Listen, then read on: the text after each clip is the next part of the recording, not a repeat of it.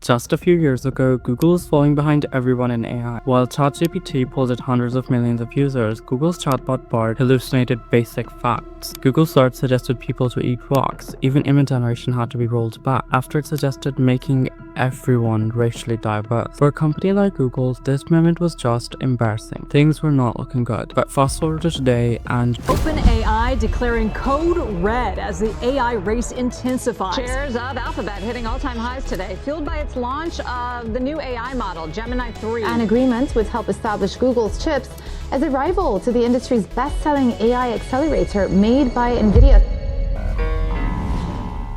Allow me to reintroduce myself. My name is...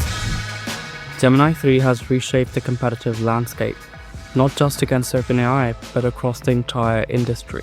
In November 2025, Google released Gemini 3, its most powerful language model yet. It outperformed GPT-5 so clearly that OpenAI was forced into a defensive posture. But Gemini 3 isn't just a threat to one company. Google is now competing directly with Nvidia, Microsoft, Oracle, Meta, AMD, and nearly every major AI player at once. And they're doing it in a way no one else can. But how did it happen? Because just in 2022, Google was fighting one of the most serious antitrust cases in its history. The US government accused it of illegally monopolizing search advertising. At one point, regulators even considered forcing Google to lose Chrome or Android.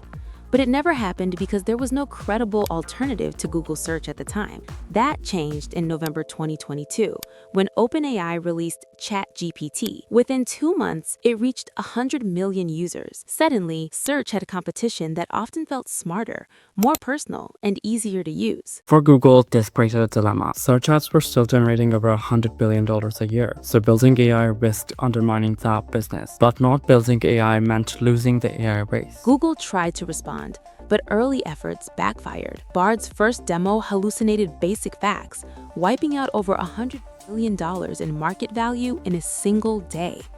Many concluded that Google was simply too large and too slow to compete. In hindsight, it looks like something else was happening behind the scenes. Once the antitrust case wrapped up and the pressure eased, Google moved quickly. Product releases accelerated, model quality improved, and the company began leveraging an advantage that no other AI company has. Google controls its entire AI ecosystem. While most companies just operate in one layer, like Nvidia designs chips, Microsoft and Oracle run data centers, OpenAI and Anthropic build models and consumer products.